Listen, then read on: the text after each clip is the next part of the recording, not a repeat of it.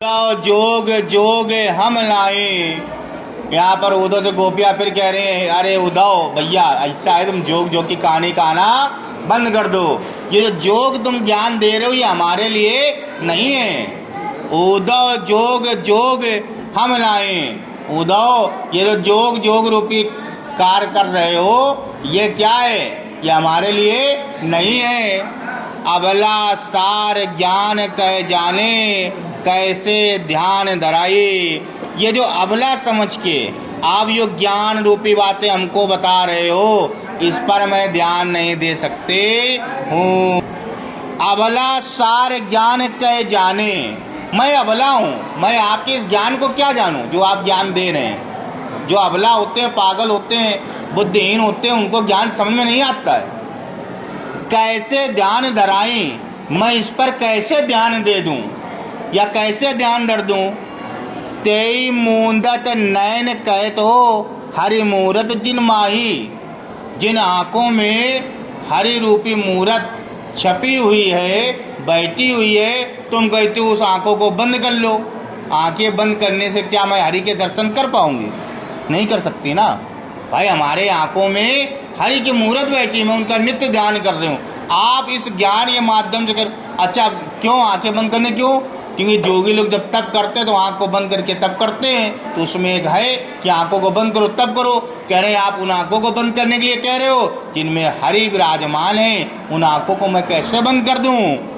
ऐसी कथा कपट की मधुकर, ऐसी छल कपट रूपी कथा हमसे सुनी ना जात। मैं ये कथा नहीं सुन सकती, ये तो छल कपट से भरी हुई है। उसका कहने का मतलब है आप हमको भटका रहे हैं। जिन आंखों में मेरे कृष्ण बसे हुए करो उस आंखों को बंद कर दो।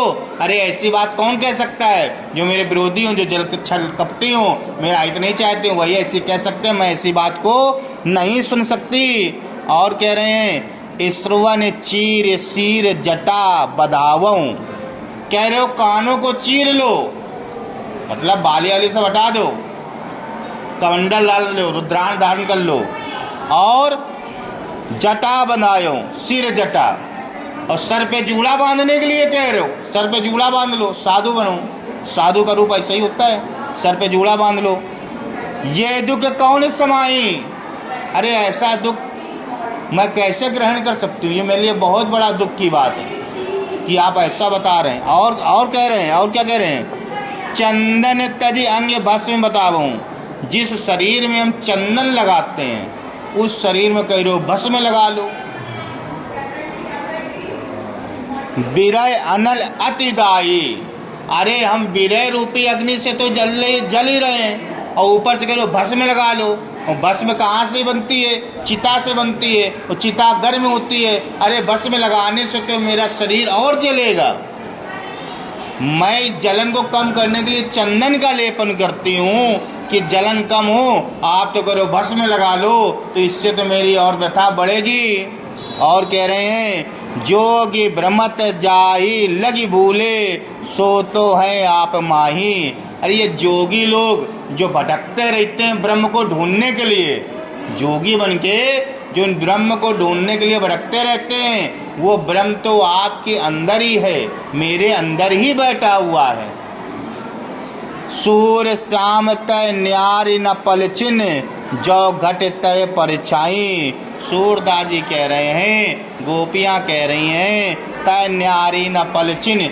जिस प्रकार से एक पल के लिए व्यक्ति के शरीर की परछाई उसको नहीं छोड़ सकती, उसी प्रकार से मैं श्री कृष्ण को नहीं छोड़ सकती हूँ। इस सुक्ति का प्रसंग क्या लिखोगे? इस सुक्ति का प्रसंग लिखोगे कि यहाँ पर गोपियाँ उद्धव के द्वारा बताए गए निराकार ब्रह्म का खंडन कर रही हैं। ठीक है, और सबका एक साथ और सुन लो। कह रहे हैं उद्धव, ये तुम जो जोग रूपी ज्ञान हमको दे रहे हो ये ज्ञान मेरे लिए नहीं है। हम अबला हैं, हम आपके इस ज्ञान को नहीं ग्रहण कर सकते हैं। तो आप उन आँखों को बंद करने के लिए कह रहे हो जिन आँखों में श्री कृष्ण की छवि बैठी हुई है। ऐसी झूठी कपट से युक्त कथा को मैं नहीं सुन सकती। आप कानों को चीरने और जूड़ा लगाने के लिए कह रहे हो कि आप जूड़ा लगा लो, ये दुख हमसे सहा नहीं जाता। अरे जिस शरीर में चंदन लगाना चाहिए जिससे विरह की अग्नि कम हो, उसमें आप भस्म लगाने के लिए कह रहे हो जिससे अग्नि और बढ़ जाए, तपन और बढ़ जाए।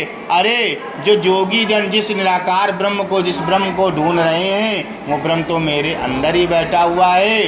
सूरदास जी कह रहे हैं, गोपियाँ बता रही हैं उद्धव से कि उद्धव, जो जब एक क्षण के लिए मेरे शरीर की परछाई मुझसे अलग नहीं हो सकती, ठीक उसी प्रकार से मैं कृष्ण को एक पल के लिए नहीं भूल सकती।